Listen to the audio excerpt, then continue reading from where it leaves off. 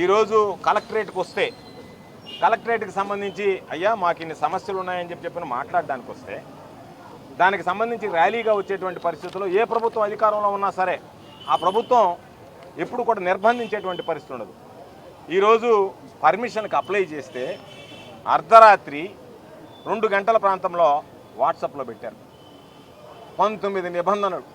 మీరు మాట్లాడకూడదు, మీడియాలో అనుచితమైనటువంటి వ్యాఖ్యలు చేయకూడదు. ఉచితమైనటువంటి వ్యాఖ్యలు ఏందో నాకు తెలియదు. అనుచితమైనటువంటి వ్యాఖ్యలు చేయకూడదు, మైకు మాట్లాడకూడదు, 15 మంది మించి నడవకూడదు అని అనేక రకాలైనటువంటి నిర్బంధాలతో ఈరోజు ఎక్కడికక్కడ అరెస్ట్ చేయడం, హౌస్ అరెస్ట్ చేయడం, దారి పొడిగిత చెక్ పోస్టులు పెట్టడం, అడ్డుకోవడం, డిఎస్పీలు, సిఐలు, ఎస్ఐలు, స్పెషల్ పార్టీ పోలీసులు, నెల్లూరు జిల్లాలో ఉన్నటువంటి పోలీసు మొత్తాన్ని మోహరించడం, ఇది దురదృష్టకరమైనటువంటి విషయం.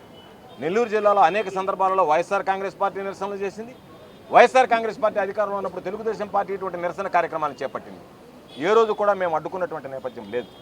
ఈరోజు ఈ ప్రభుత్వం తప్పులు చేస్తూ ప్రభుత్వ తప్పుల్ని ఎత్తి చూపిస్తే ఆ ఎత్తి చూపించకూడదు కాబట్టి ఎత్తి చూపించేటువంటి వాళ్ళ మీద మేము కక్ష సాధింపులకు పాల్పడతాం, అణచివేస్తాం, ఆ గొంతులను నొక్కి పెడతాం అనేటువంటి విధంగా ఈరోజు కూటమి ప్రభుత్వం చంద్రబాబు నాయుడు ప్రయత్నించడం అనేటువంటిది దుర్మార్గమైనటువంటి విషయం అని చెప్పే సందర్భంగా తెలియజేస్తున్నాను. ఈరోజు ఎన్నడూ లేదు. నేను వ్యవసాయ శాఖ మంత్రిగా పనిచేశాను జగన్మోహన్ రెడ్డి గారి మంత్రివర్గంలో. రైతులకు సంబంధించి ఈ జిల్లాలో మా ప్రభుత్వం ఉన్నన్ని రోజులు, మేము ఉన్నన్ని రోజులు ఏ రోజైనా సరే రైతు అనేటువంటి వాడు రోడ్డు ఎక్కాడా అనేటువంటిది ఒకసారి ఆలోచించండి. ఎరువులకు సంబంధించి కానీ, విత్తనాలకు సంబంధించి కానీ, పంట నష్టానికి సంబంధించి కానీ, పంట నష్టానికి రావాల్సినటువంటి నష్ట పరిహారానికి సంబంధించి కానీ ఎన్నడూ కూడా ఏ సీజన్లో నష్టం జరిగితే ఆ సీజన్లోనే రైతులకు సంబంధించినటువంటి నష్టపరిహారాన్ని ఇచ్చినటువంటి ఘనత ఆనాటి ముఖ్యమంత్రి జగన్మోహన్ రెడ్డి గారిది అని చెప్పి ఈ సందర్భంగా గుర్తు చేస్తున్నాను. ఎరువులకు సంబంధించి రైతు ఎక్కడికి ఊరు దాటి బయటకు వెళ్లాల్సినటువంటి అవసరం లేకుండా రైతు భరోసా కేంద్రాల ద్వారానే ఈరోజు రైతులకు సమృద్ధిగా ఎరువులు అందించినటువంటి ఘనత. ఈరోజు రైతుల పరిస్థితి చూస్తే 270 రూపాయలు అమ్మాల్సినటువంటి యూరియా బహిరంగ మార్కెట్లో 600 రూపాయలు అమ్ముతుంది. 600 రూపాయలకి కొందామా అంటే 600 రూపాయలకు కూడా దొరకనటువంటి పరిస్థితి ఏర్పడింది. ఎందువల్ల ఇది ఏర్పడింది? చంద్రబాబు నాయుడు గారిని మేము అడిగేది, మీరు సమావేశాలు పెట్టి పదే కబడ్దార్ ఎవరన్నా మాట్లాడితేనంటున్నావు, మాకు ఇన్ని లక్షల టన్నుల యూరియా తెచ్చానంటున్నావు. నువ్వు తెచ్చినటువంటి ఈ లక్షల టన్నుల యూరియా ఏమైంది అని మేము అడుగుతున్నాం. దానికి సమాధానం చెప్పమంటున్నాం. ఈరోజు రైతులకు అందలేదు. రైతులకు అందితే రైతుల పాపం అక్కడ పట్టుకొని కొట్లాటలు, రకరకాలు ముష్టిఘాతాలు, అనేక రకాలైనటువంటి ఇబ్బందులు, రైతులు ఎండకెండి వానక తడితే వాళ్ళ ఆరోగ్యం పాపం ఈరోజు కుంగి కృషించిపోయేటువంటి పరిస్థితి ఏర్పడింది. కాబట్టి మీరు దీన్ని డైవర్ట్ చేశారు ఉద్దేశపూర్వకంగా. నేను గతంలోనే మాట్లాడా, ఏ రోజైనా సరే 50% ఎరువుల డేరాలకు ఇవ్వాల్సి ఉంటే 50% కన్నా ఎక్కువ ఇచ్చామని చెప్పి సాక్షాత్తు ఈ రాష్ట్ర వ్యవసాయ శాఖ మంత్రిగా ఉన్నటువంటి అచ్చెన్నాయుడు గారు ప్రెస్ మీట్లో మాట్లాడారు. 50% రైతుల కడుపు కొట్టి, రైతులను నడ్డి విరిచి 50% దాటి ప్రైవేట్ వ్యాపారాలకు ఇవ్వాల్సినటువంటి అవసరం మీకు ఏమొచ్చింది?